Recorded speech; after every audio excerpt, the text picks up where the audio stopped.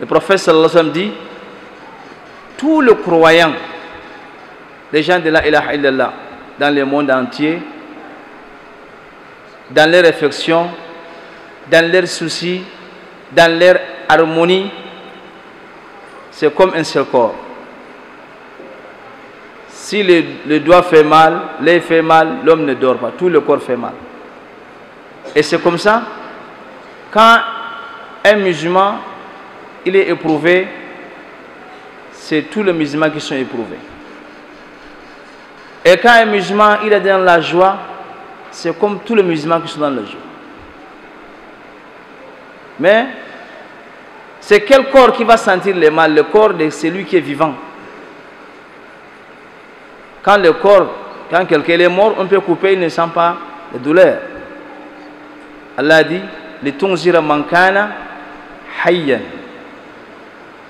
La parole d'Allah, qui comprend, c'est lui qui son cœur est vivant. C'est pour ça, mes frères, je viens de dire, on était éprouvés par nos frères à Nouvelle-Zélande. C'est des épreuves. À la mosquée, un vendredi, comme tout le monde entier, les musulmans, le vendredi, on se regroupe dans la mosquée pour célébrer les grandes prières. Et avant la prière, 49 personnes, ils ont sans dire au revoir à leur famille. فَلَا يَسْتَطِعُونَ تَوْسِيَةً وَلَا إِلَى أَهْلِهِمْ يَرْجِعُونَ. Allah subhanahu wa ta'ala dit, souvent les épreuves de la mort, tu n'as même pas le temps de dire au revoir à tes enfants, ni au revoir à madame, et c'est comme ça qu'ils sont partis.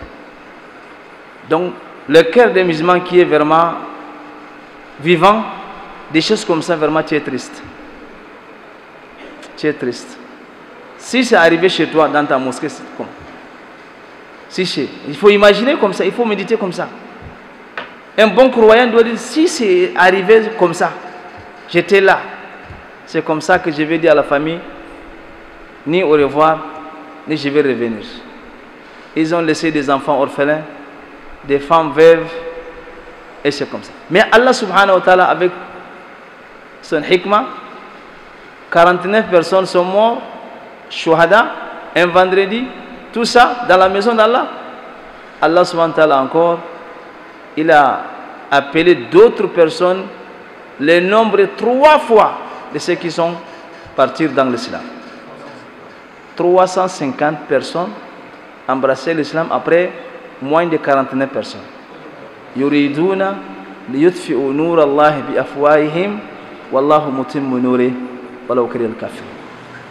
Huwa alladhi arsala rasulahu bil huda wa dinil haqqi liyuzhirahu ala ad-din kulli walau karihal mushrikun. Wa kafa billahi shahida. C'est pour ça, mes frères, souvent par les occasions comme ça, on se rappelle. Bien sûr, nous sommes éprouvés. Leurs familles sont éprouvées. Mais on va dire seulement Inna lillahi wa inna ilayhi raji'un. Et nous aussi, on doit se rappeler, ça a été arrivé dans la vie de Sahaba radhiyallahu anhum. Des épreuves comme ça. Les Sahaba, ils n'ont jamais connu des épreuves dures à croquer comme le jour de départ du prophète Mohammed sallallahu alayhi wa sallam. Donc par occasion, nous sommes appelés souvent de se rappeler de ça. Les dernières années ou dernières semaines, le prophète sallallahu alayhi wa sallam a quitté ce bas monde. C'est des épreuves dures à croquer devant le Sahaba. Ils n'ont jamais connu une épreuve comme le jour que le prophète il a rendu l'âme. C'est pour ça souvent on dit à quelqu'un, même tu as perdu qui? Ton père, ta mère, ton frère. Il faut rappeler derrière que les Sahaba ils ont perdu le prophète de leur vivant. Le prophète parmi eux comme ça, il a rendu l'âme. La mort du prophète sallallahu alayhi wa sallam est plus dure que la mort ou les morts de tous leurs parents. Parce qu'il disait Fidaka abi wa ummi ya Rasulallah. Et le prophète dit La yu'minu ahadukum hatta akuna ahabba ilayhi min waladihi wa walidi wa nasi ajma'in. Donc les Sahaba aimaient le prophète plus que leurs parents, leurs enfants, tout ça. C'est pour cela que sa mort était difficile, grande épreuve que les Sahaba, ils ont même dépassé. Ils ont même paniqué. Comment il va mourir? Il va revenir. Tellement ils ont dépassé. Donc nous aussi, si on a éprouvé avec ce genre de mort de nos frères, on doit encore se rappeler la mort qui dépasse la mort de ces gens-là aussi. La mort du prophète Mohammed sallallahu alayhi wa sallam.